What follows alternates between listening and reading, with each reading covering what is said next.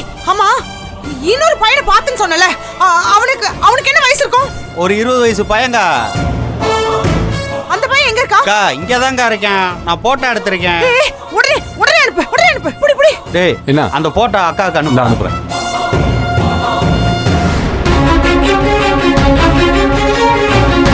அறிவு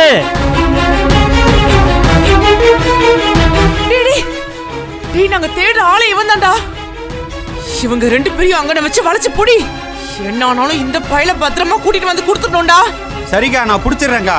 அவங்க 2 பேரையும் கண்டதுனமா வெட்டி காட்டிலே புதைச்சிரு. அவங்க அங்க இருந்த தடமே தெரியக்கூடாது. சரிக்கா நான் பாத்துக்கிறேங்க. வேலையெல்லாம் சுத்தமா இருக்குங்க. அப்ப மக இருந்தான்றதே தெரியாதுக்கா. நான் பாத்துக்கிறேங்க.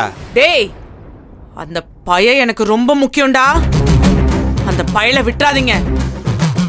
ரொம்ப எகிர்னான்னு வச்சுக்கோயேன், கைய கால கூட முறிச்சிரு. இன்னைக்கு சாயந்தரத்துக்குள்ள அந்த பையன் கையில இருப்பாங்க. புடிச்சு காட்டுறேன்க்கா.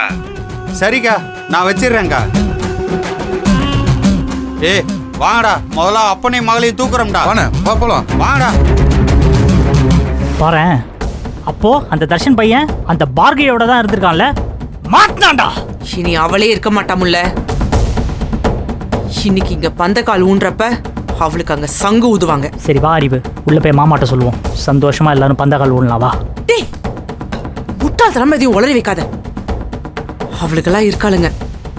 லேசா விஷயம் கசிஞ்சா கூட அங்க நான் அவகிட்ட சொல்லி அலர்ட் பண்றதுக்கு வாய்ப்பு இருக்கு. இங்க பந்தக்கால் ஊனட்டும், அங்க வேலை முடிஞ்சதும் சொல்லிக்கலாம்.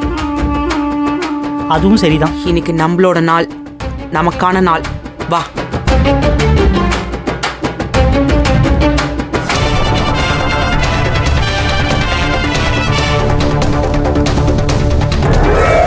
இந்த வீடு தான்டா. ஆமாண்ணா வாங்கடா.